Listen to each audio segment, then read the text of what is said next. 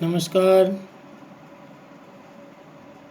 मैं doctor professor Sushil Kumar Sharma, ज्योति विद्यापीठ, women's university Jaipur, रसशास्त्र एवं भेषज कल्पना, BMS second year, इसमें महारस के बारे में आपको बताने जा रहा हूँ। महारस के बार मैं अभ्रक का वर्णन कर चुका, महारस में व्याक्रांत का वर्णन कर चुका, और अब मैं आपको माक्षिक के बारे में बताने जा रहा हूँ। माक्षिक भी महारसों में ही माक्षिक का वर्णन किया गया है। माक्षिक 2-3 प्रकार का माना गया है: स्वर्ण माक्षिक, रजत माक्षिक और ताप्य माक्षिक। ताप्य माक्षिक, रजत माक्षिक दोनों एक जैसे होते हैं करीब, इसमें स्वर्ण माक्षिक और मूल रूप से स्वर्ण माक्षिक और रजत माक्षिक 2 प्रकार के ही माक्षिक माने जाते हैं। वैसे 3 हैं लेकिन दोनों ही माने जाते हैं। अब माक्षिक क्या है कि माक्षिक को स्वर्ण संस्कृत में माक्षिकम कहते हैं, हिंदी में सोना माखी, रूपा माखी कहते हैं, अंग्रेजी में कॉपर पाइराइट और आयरन पाइराइट कहते हैं। पर्याय इसके माक्षिक के हैं: तापीज, धातु माक्षिक, स्वर्ण माक्षिक, ताप्य, मधु धातु, स्वर्ण माक्षिक, तार, रौप्य माक्षिक और हिम माक्षिक। इस प्रकार से इसके पर्याय बताए गए हैं। माक्षिक का ज्ञान भारतीयों का अति प्राचीन काल से था। आयुर्वेदीय संहिताओं में सर्वप्रथम चरक संहिता में इसका औषध का प्रयोग अत्यधिक मात्रा में पाया जाता है, इसका प्रयोग किया गया है। अतः निर्विवाद सत्य है कि माक्षिक बहुत ही उपयोगी द्रव्य है। चरक संहिता में इसका प्रयोग था, उपयोगी द्रव्य है। चिकित्सा कार्य में इसका बहुत ही महत्व है। किंतु धातु कर्म के लिए भी यह बहुत महत्वपूर्ण खनिज है।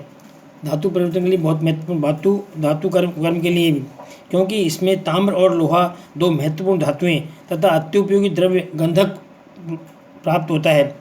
अब इसमें थोड़ी मात्रा में स्वर्ण भी निकलता है, इसलिए धातु कर्म के लिए भी इसको अति श्रेष्ठ माना है। चिकित्सा के साथ साथ खनिज भेद इसमें 3 प्रकार के ये खनिज द्रव्य है, खानों से प्राप्त होने वाला है। इसको 3 प्रकार का माना गया है, जैसे कि आपको मैंने पूर्व में बताया है कि स्वर्ण माक्षिक, रजत माक्षिक और कांस्य माक्षिक।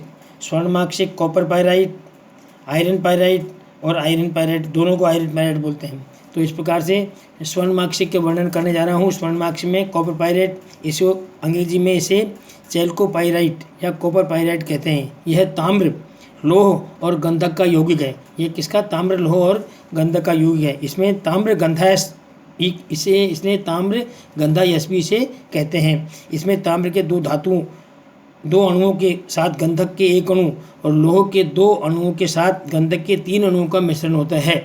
इस प्रकार से इसे बताया गया है। स्वर्ण ग्राह्य स्वर्ण माक्षिक का स्वरूप कैसा होगा, इस बारे में शास्त्रों में उल्लेख किया गया है कि स्वर्ण माक्षिक हमेशा विषमाकृति, यानी इसकी आकृति समान नहीं होती, विषम आकृति में होता है, तथा धूम्रवर्ण अर्थात श्याम वर्ण का होता है। स्वर्ण जैसी पीत वर्ण की चमक होती है इसकी, और निष्कोण, कुछ कोण रहित होता है, भारी है, हाथ पर घिसने से हाथ में कृष्ण वर्ण को देने वाला होता है, स्निग्ध है, कुछ नील वर्ण का तथा कसौटी पर घिसने से स्वर्ण रेखा की तरह दिखने वाला है। यह स्वर्ण माक्षिक सर्वश्रेष्ठ होता है। माक्षिक का चूर्ण यदि आग पर डाला जाए तो गंधक की धुआं के साथ जलता है। मोम के जैसा जलने के कारण इसे माक्षिक नाम संभवतः पड़ा है। स्वर्ण माक्षिक में 30% तक ताम्र होता है। इस प्रकार का इसमें वर्णन शास्त्रों में उल्लेख किया गया है। अब है रौप्य माक्षिक, रूपा माखी, यानी रूपा माखी जिसे कहते हैं आयरन पाइराइट। ये रौप्य माक्षिक का ही एक भेद कांस्य माक्षिक है, जो मात्र वर्ण परक है। जो माक्षिक रजत जैसा चमकता है उसे रौप्य माक्षिक कहते हैं, और जो माक्षिक कांस्य जैसा चमकता है उसे कांस्य माक्षिक कहते हैं। इतना ही अंतर दोनों में होता है। रासायनिक दृष्टि से रौप्य माक्षिक और काव्य माक्षिक में कोई भेद नहीं होता है, दोनों एक जैसे ही गुणों के होते हैं। यह कोण, पहल और धार रहित विषमाकृति के छोटे छोटे टुकड़े होते हैं, अर्थात इसकी कोई निश्चित आकृति नहीं होती है। माक्षिक का प्राप्ति स्थान में है। ये भारत में झारखंड राज्य के सिंहभूम जिले में घाटशिला तथा राजस्थान में खेतड़ी में इसके अत्यधिक रूप से पाया जाता है। खेतड़ी में भारत सरकार के बहुत प्रकार के तांबे की परियोजनाएं हैं, वहाँ पाया जाता है। इसके अतिरिक्त माक्षिक अन्य स्थानों में प्राप्त होता है। बिहार में रोहतास जिला, दार्जिलिंग, तमिलनाडु, मैसूर आदि, वर्मा, अमेरिका आदि स्थानों पर भी, नेपाल आदि स्थानों पर भी माक्षिक पाया जाता है। अब माक्षिक के भौतिक गुणों में है कि माक्षिक, स्वर्ण माक्षिक काला काला पर सोने जैसा पीत वर्ण का चमकीला होता है। ये काला है पर सोने जैसा पीत वर्ण का और चमकीला होता है। इसका आपेक्षिक घनत्व जो है 5 है तथा काठिन्य 6 है। इसका आपेक्षिक घनत्व 5 है और इसका काठिन्य क्या है 6 माना जाता है। मार्कशीट का उपयोग कहाँ होता है? औषधियों के औषधियों में तो होता ही है। इस औषधि के अलावा मार्कशीट मुख्यतः ताम्र, लोह धातुओं तथा गंधक के निष्करण के लिए भी प्रयोग होता है। मतलब इनको इसमें से निकालने के लिए भी इसका प्रयोग होता है। मतलब इस स्वर्ण मार्कशीट में से ताम्र, लोहा और गंधक को निकाला जाता है, निष्करण के लिए होता है। स्वर्ण मार्कशीट में ताम्र, लोहा और गंधक निकाला जाता है। रौप्य और कांस्य मार्कशीट में लोहा और गंधक निकाला जाता है। आयुर्वेदिक औषधियों में इसका वैद्यों द्वारा अत्यधिक प्रयोग किया जाता है। रौप्य मार्कशीट में काशीज बनाया जाता है। रौप्य मार्कशीट क्या है? काशीज बनाया जाता है। और गंधक अम्ल से गंधक बनाया और गंधक आम से क्या गंधक मिलाया जाता है। इस प्रकार से अब अशोधित अगर मान लो मार्कशीट का सेवन करेंगे तो उससे क्या हानि होगी, इसके बारे में शास्त्रों में उल्लेख है कि अशुद्ध मार्कशीट का सेवन करने से मंदाग्नि, निर्बलता, कोष्ठबद्धता, नेत्र रोग, कुष्ठ, गंडमाला आदि रोगों को जन्म देता है। क्षय और कृमि रोग भी उत्पन्न हो जाते हैं। इसलिए मार्कशीट का शोधन करने के बाद इसका प्रयोग करना चाहिए। अब शास्त्रों में मार्कशीट के शोधन का विधान बताया है। उसमें लिखा है कि स्वर्ण मार्कशीट का चूर्ण 900 ग्राम, सैंधव चूर्ण 300 ग्राम, नींबू रस 500 ग्राम यथावश्यक या 500 ग्राम ले लें या यथावश्यक जितना आवश्यक उतना ले लें। इसमें इस प्रकार से इन तीनों औषधियों को लेकर के इसका शोधन करना चाहिए। शोधन में साफ लिखा है कि सर्वप्रथम लोहे की छोटी कढ़ाई में स्वर्ण मार्कशीट के सूक्ष्म चूर्ण और सैंधव लवण चूर्ण दोनों द्रव्यों को मिला करके मिट्टी के सराव में ढकें और प्रज्वलित चूल्हे पर चढ़ाकर यानी जलते हुए चूल्हे पर चढ़ाकर 3 घंटे तक तीव्र अग्नि दें। 3 घंटे के बाद कढ़ाई चूल्हे से उतारकर मिट्टी का सराव हटा दें और दरवी से चलाकर यानी चम्मच से चला करके शीतल होने पर नींबू रस देकर उसको मिलावें। फेन रहित गीला पेस्ट जैसा हो जाने पर पुनः चूल्हे पर चढ़ावें और पुनः मिट्टी के सराव से ढककर 3 घंटे तक तीव्र अग्नि दें। मतलब नींबू रस मिला के पुनः इसको तीव्र अग्नि दें और सराव संपूर्ण से इसको ढक दें। सांगसित होने पर दूसरे दिन कढ़ाई में खरोंचकर कत्थई रंग का स्वर्ण मार्कशीट निकालकर इसको ग्रहण करें। 3-4 बार जल से धोकर साफ कर लें। इस प्रकार से इसका संपूर्ण लवणांश निकल जाएगा और आगे ये भस्म के रूप में प्रयोग में काम आ सकता है। इस प्रकार से इसको शुद्ध कर देते हैं। विधि इसकी दूसरी विधि क्या है? स्वर्ण मार्कशीट को टुकड़े में बांधकर, मतलब इसकी पहली विधि इस तरह से होगी गर्म करके। दूसरी विधि है स्वर्ण मार्कशीट को कपड़े में बांधकर पोटली बनाकर मातुलुंग नींबू रस, मतलब एक नींबू का भेद है। मातुलुंग नींबू रस जो औषधि के रूप में काम आता है। मातुलिंग नींबू रस और एरंड तेल ये समान भाग लेकर के दौला यंत्र में पूरित करें। मतलब दौला यंत्र में डाल करके उसका स्वेदन करें। दौला यंत्र विधि से इसका स्वेदन करें और 3 घंटे स्वेदन करें। पुनः दौला यंत्र में तली में पोटली और दोनों से मार्कशीट प्राप्त करें और गर्म पानी से धोकर उसको अलग कर लें। इस प्रकार से 3 घंटे के बाद इसका भी पाक करने के बाद में शोधन हो जाता है। अन्य विधि में कदलीकंद स्वरस दौला यंत्र में मार्कशीट को पोटली लटकाकर 2 घंटे तक शोधन करने से मार्कशीट शुद्ध हो जाता है। मतलब कदलीकंद स्वरस में भी शोधन करोगे तो भी शुद्ध हो जाएगा है। स्वर्ण मार्कशीट के टुकड़े को आग में रखकर गर्म करके चिमटी से पकड़कर तिफलाकात में बार बार निर्वापित करें। 21 बार बुझाने से भी ये स्वर्ण मार्कशीट शुद्ध हो जाता है। स्वर्ण मार्कशीट के टुकड़े को अग्नि से तप्त करें और चिमटी से पकड़कर नींबू रस में 21 बार बुझाने से, मतलब या तो 21 बार नींबू रस में बुझा लें या त्रिफलाकात में 21 बार बुझा लें तो भी स्वर्ण मार्कशीट शुद्ध हो जाता है। इस प्रकार के उसके इसमें तरीके बताएं। अब है मालन की विधि।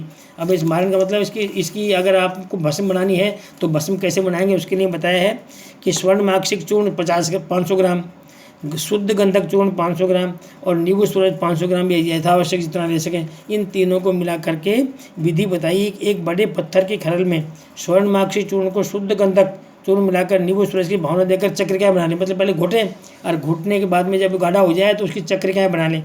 चक्रिका बना करके और सराव संपुट में करके वरहा पुट में पाक करें। गजपुट की बजाय इसमें इसको वरहा यानी वरहा पुट में इसका पाक करें। इसमें शास्त्र में 5 ही पुट देने का उल्लेख है, लेकिन 5 पुट में सुंदर भस्म नहीं बनती है, अतः 10 पुट इसमें कम से कम देने चाहिए। इसके अलावा नींबू में शुद्ध किया हुआ मार्कशीट चूर्ण को नींबू रस की भावना, नींबू में शुद्ध करो और नींबू की ही भावना दे करके चक्रिकाएँ बना करके सराव पुट में डाल करके और संधि बदन करके गजपुट में पाक करें। मतलब बरहा पुट की बजाय गजपुट में पाक करें तो 10 बार ऐसा करने से सुंदर मार्कशीट भस्म बन जाती है। इसी प्रकार से इसकी जो तीसरी विधि है शुद्ध स्वर्ण माक्षिक चूर्ण लें 800 ग्राम, शुद्ध हिंगुल चूर्ण लें 100 ग्राम और नींबू सूर्य से यथावश्यक मिलाकर भंवरा दें। टिकिया बनाकर सराव से पुट करें और गज में पाक करें। तो ऐसा 8 बार करने से, दोहराने से इसकी सुंदर भस्म का निर्माण हो जाता है। अब है इसकी मात्रा क्या होगी? इसकी मात्रा वही 60 mg से 125 mg की मात्रा में इसको स्वर्ण माक्षिक भस्म का प्रयोग किया जा सकता है, इसको दे सकते हैं। अनुपान इसका है, स्वर्ण माक्षिक को त्रिफला, त्रिकटु, विडंघृत, मधु के साथ इसका प्रयोग करना चाहिए। मतलब स्वर्ण त्रिफला के साथ, विडंग के साथ, घृत के साथ, त्रिकटु के साथ, किसी इन तीन में से यथा आवश्यक हो, जिस प्रकार जैसी बीमारी हो, रोग और रोगी के आधार पर इनके साथ इसका सेवन करना चाहिए। अब माक्षिक का वर्ण कैसा होगा? माक्षिक भस्म का कि स्वर्ण माक्षिक भस्म जो लाल रंग की होती है, इसमें यह लघु, मृदु, कोमल, सूक्ष्म, रेखापूर्ण, वही जो तरीके बताए इसके भस्मों के, रेखापूर्ण, वारितर, निस्वादु, कोई स्वाद रहित, एवामी, उल्टी नहीं करने वाली हो, पुनर्भव हो, निरुद्ध हो, निरुद्ध का मतलब पुनः अपने स्वभाव में नहीं पहुँचे, निर्धूम हो, अग्नि पर डालने पर धुआं नहीं डाले, निर्धूम हो, ऐसी दंत एकाग्रे कचाकच भाव, मतलब दांतों के नीचे अगर मान लो भस्म को रखा जाए और चबाया जाए तो कचकच भाव नहीं, मतलब कचकच भाव नहीं हो, ऐसी जो भस्म मानी गई है उसको सर्वश्रेष्ठ मानी गई है। इस प्रकार इसका प्रयोग करना चाहिए। इसी प्रकार इसको अमृतिकरण का भी उल्लेख है, क्योंकि वैसे अमृतिकरण का उल्लेख इसमें आवश्यक नहीं है, लेकिन इसमें ताम्र का योग होता है, इसलिए अमृतिकरण करोगे तो इसका अत्यधिक रूप से इसका प्रयोग हो जाएगा। तो अमृतिकरण में इसमें यह है कि पंचामृत के द्रव मिलाकर, पंचामृत के से मिलाकर मिट्टी के सराव संपुट में बांध करके इसको पाक करें, अग्नि पर पाक करें, तो ये निर्धूम जब तक हो जाती है तब इस प्रकार से इसका अपन सत्वपातन अमृतिकरण कर सकते हैं। अब माक्षिक भस्म के गुण हैं, गुण के बारे में बताया है कि स्वर्ण माक्षिक मधुर रस, रजत माक्षिक अम्ल रस एवं किंचित मधुर कषाय होता है, शीतवीर्य है, पाक में कटु है, लघु है, इसका सेवन करने से वृद्धावस्थाजन्य व्याधि और इसका प्रभाव नहीं होता। माक्षिक भस्म सभी प्रकार के रोगों को नष्ट करती है, ऐसा शास्त्रों में बताया गया है। ये भारत का प्राण स्वरूप है, अत्यंत वृश्य है, सभी प्रकार के रसायन में अग्रणी है, कठिनाई से मिलने वाले 2 लोहों को आसानी से मिलाता है। यह स्वर्ण सर्वगुण संपन्न है, 7 दिन के सेवन से ही असाध्य रोगों को नष्ट करने वाला है और अमृत जैसी ये शुद्ध व्याधि है। इस प्रकार से इसका प्रयोग इसमें करना चाहिए। इस प्रकार से माक्षिक का और जो बताई गई है स्वर्ण माक्षिक की सत्व भस्म बनाने की विधि है, उसमें है सर्वप्रथम माक्षिक सत्व को इमाम दस्ता में कूट कर चूर्ण कर लें, पीट कर पत्र बना लें। जब चूर्ण हो जाए तो समभाग शुद्ध पारद एवं शुद्ध गंधक की कज्जली बनाकर माक्षिक सत्व चूर्ण में मिलाकर नींबू स्पर्श देकर मर्दन करें और सूक्ष्म चूर्ण होने पर टिकिया बना लें। यदि माक्षिक सत्व